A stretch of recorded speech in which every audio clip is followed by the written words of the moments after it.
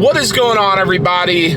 It's your boy John, and welcome back to Gearbox. So today we've got another fantastic video for you on the Mark V Supra. So sit down, grab some popcorn, and let's get right into it. So a couple videos back, guys, I know I talked a little bit around kind of my plans overall for this car. If you didn't catch that video, feel free to hit pause on this, go look at that last video and come back here. But for a quick Spark Notes version, I have this car paid off. I really want to get into some type of track racing, whether that's more autocross or time attack or whatever. But of course, we'll have to start small and grow as time goes on, especially just given how, number one, how much my wallet can afford it. But number two, how much I enjoy it and how much time I can dedicate to said tracking of the Mark V Supra. Now, of course, a big kind of consideration, I guess, that we need to make when making this leap into essentially turning this into a race car are, of course, modifications that we can do in a whole host of different areas to make our track days more enjoyable and keep the longevity and reliability of this car as much at a maximum as we possibly can. So I've compiled a list of some of these mods. These are in no particular order, so we'll just go ahead and start rattling them off.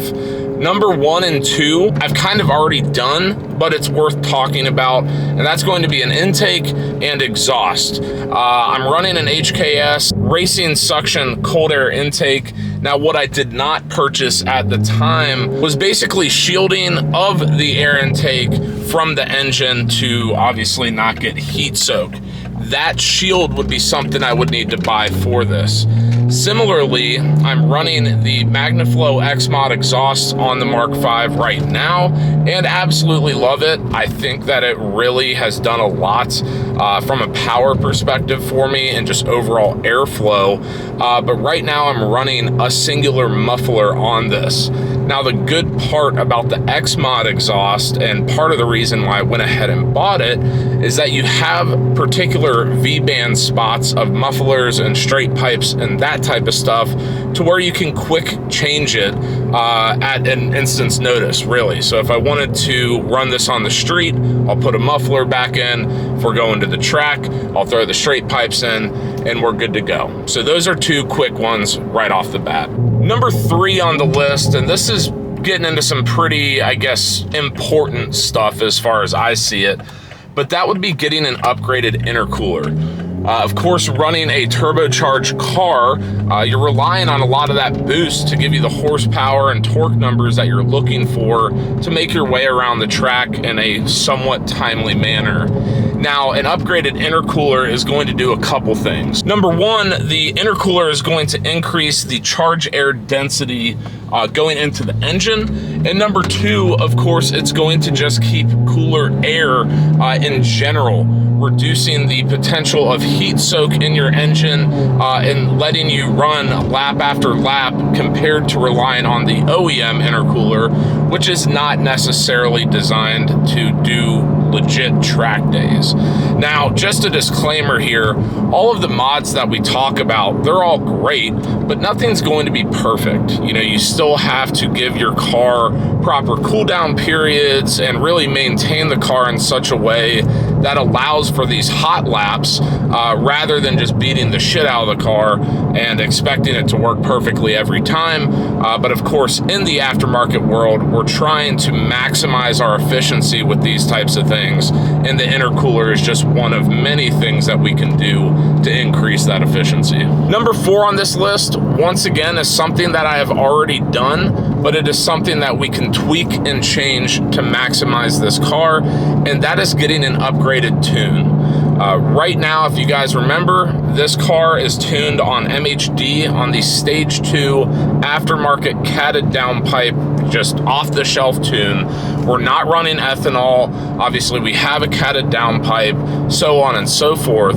But when we start modding this car even more, we want to be able to change that tune to once again squeeze every single ounce of power out of this thing that we can. when you start messing with exhaust, when you start messing with air-fuel ratios, when you start running different fuels like an ethanol blend, we need to tune to make sure that the car is running at its peak performance rather than letting a lot of, I guess, power to be desired, if you will.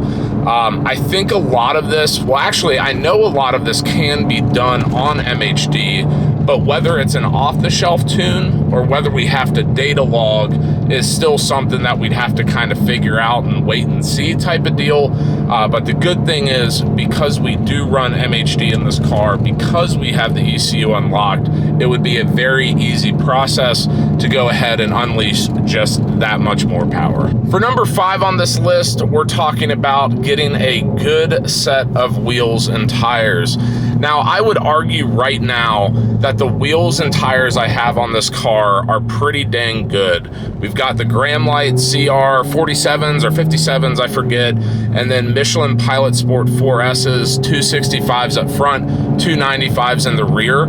I'd be willing to bet the tread width would not be a problem, but because we are running more of a high performance all season tire, of course we'd want to probably go to some type of softer compound just to get more grip out of the car. Now, we could do all of this with the Graham Lights that we have on the Supra, and probably initially that's what we would do, but having a spare set, a full spare set of 4 wheels and tires is definitely an added bonus when it comes to track days and giving you the longevity on the track that you're really looking for to maximize your time out there. If you have any suggestions on wheel and tire combos for the track specifically, please drop them in the comments.